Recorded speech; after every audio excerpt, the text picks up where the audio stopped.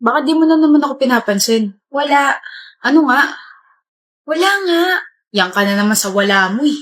Diyan ako naiinis sa kakaganyan mo. Di mo man lang maisip kung bakit ako nagkakaganito. Kaya nga ako nagtatanong, di ba? Alam mo kung ganyan ka palagi, mas mabuting maghanap na lang ako ng ibang makakaintindi sa akin. Sobrang insensitive mo. Maghahanap ka na ng iba. Oo. Okay. E di maghanap ka ng iba. Wala na akong pake sa'yo. Saan ka pupunta? Aalis na. Ano bang gagawin ko rito? Magmukmok. Hoy, joke lang. It's a prank, baby. Ayun yung camera, oh. Prank lang to? Oo. Prank na naman? Kailan ka kaya mapapagod kakaprank sa akin, Chels? Tuwang-tuwa ka ba na pinaglalaro mo emosyon ko? Prank lang naman. Joke lang ganun. Pangit naman ito ka-banding. Chels, hindi sa lahat ng oras maiintindihan ko yung ginagawa mo. Akala mo ba madali lang makawala sa pag-overthink? Paano kung may iba ka na talaga? Wala naman kasi, B. Grabe na trust issues ko sa'yo. Alam mo siguro dapat ngang maghanap ka na ng iba. Pagod na ako sa'yo. May gana ka bang tumawa? Alam ko na yan. Ano? Ayun yung camera, oh. Kala mo hindi ko makakita, no? Pinaprank mo ko, eh. Hindi naman naka-on yan eh.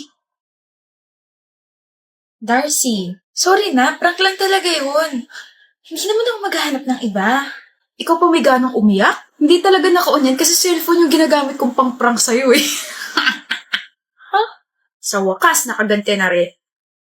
Prank mo pa ako ah. Tama, nakakalaro sa emosyon ko, bebe. Last na yung kanina. Pag inulit mo pa yun, ay, naku talaga. Visit ka. Ikaw na una, tapos ako pa visit? Grabe talaga. Sino ba kasing nagpauso niyang breakup prank na yan? Kakasira ng emosyon. Hindi ka nayayakapin na lang kita. Ano score mo, April? 20. Perfect. Bakit? Nag-aral kasi ako, hindi katulad mo. Nag-aral ako. Oo, mga 5 minutes lang kasi mas inuna mo yung jowa mo. Babawi ako. Makikita mo. Eh di bumawi ka, let's see kung sino mas matalino sa ating dalawa. Ano score mo sa exam? 41. 41? Wala ka pa sa kalingkingan ko, April. 48 ang score ko. Walang nagtatanong, Rona. Ito ang proof na I can multitask. Samantalang ikaw, wala ka na ng jowa. May 9 mistakes ka pa sa exam. Nakakairita yung pagmumukha mo habang iniinsulto mo ko. Ano ba mga mali mo? Yung computation. Mali yata yung ginamit kong formula. Patingin. Pangit talaga ng sulat mo. Turuan mo ako, hindi ko sinabing insultuin mo yung penmanship ko. Napagbaliktad mo yung formula, ito dapat yung ginamit mong formula. Kunin mo libro mo, dali, explain ko. Ang baba ako, April! Kasalanan ko? Habang nagkukwis kasi tayo, binabangungot ako ng pagmumukha mo. Visit ka? Ano, ilang ka? 9. Ang baba nga! Ano ba mga sinagot mo? Pangalan ng jowa mo? Pangalan mo siguro nalagay ko kasi palagi kang mali sa paningin ko. Hindi kita pinalaking ganito, BFF. This is not you. Wake up! Ilang ka ba? 9 rin. Pumali ako sa true or false eh. Tignan mo, 9 ka rin eh. Magkaaway ba kayo? Hindi. No? Eh bakit parang magkalaban kayo lagi pagdating sa exams, quizzes, at saka recitations? Para kayo nagpapayabangan, ganun. Rona? Totoo ba yun? Are you competing with me? Are you threatened? Bring it on. Ganun ba gusto mo? Alam mo, Kayla, this is just how we motivate each other. Friendly competition, tapos kami lang yung nagkakaintindihan. Pero okay kaming dalawa. Hindi kami magkaaway, di ba?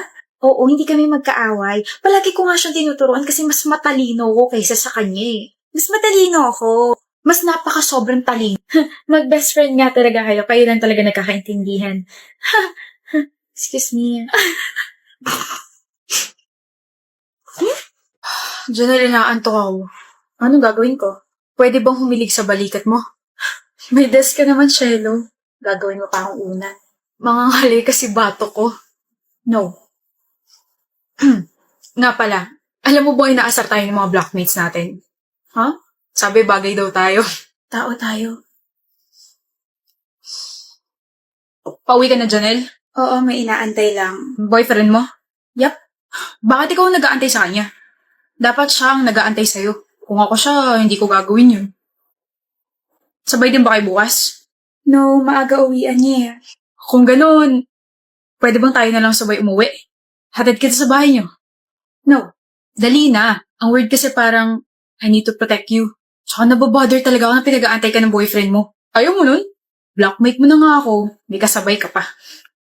Weird din na sinasabi mo sa akin yan and nababother ako kasi kanina ka pa nangungulit. Bakit bang sungit mo? Kasi may boyfriend ka? Wala namang mali siya. You can take no for an answer? Uncomfy ako around you, ayan sinabi ko na. Baka pwedeng tigilan mo na ako. Arte mo ah. Oo, maarte talaga ako. Ako na nga nag-i-insist na ihatid ka. Nag-iinarte ka pa? Hindi mo ba alam na ang dami naghahabol sa akin tapos tatanggihan mo lang offer ko? Ang dami may gustong kasabay ako pa uwi. Tapos ikaw naman na hindi kagandahan, gaganyanin ako. Hindi ko alam eh, sino ba umahabol sa'yo? Mga tanod? Nakakatawa yun ha? Nakakatawa yun? Medyo. Gusto mo bang mapahiya? Aray! Ay, sorry. Mukhang ikaw na yung napahiya. Sino ka ba ha? King. Boyfriend ni Janelle. Mukha akong paapre. Sige, una na kami ha. Tara babe.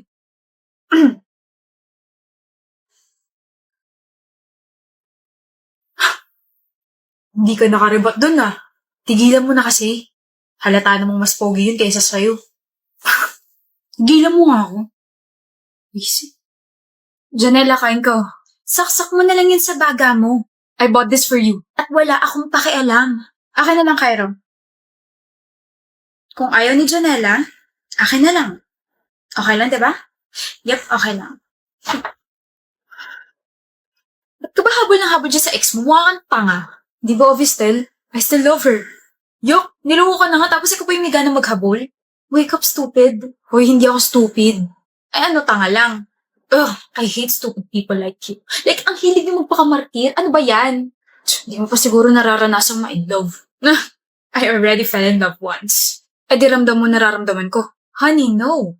When my ex cheated on me, I only cried and moved on. Hindi ako naghabol dahil kapag ginawa ko yun, mag-feeling mataas siya tapos sa huli ako talo.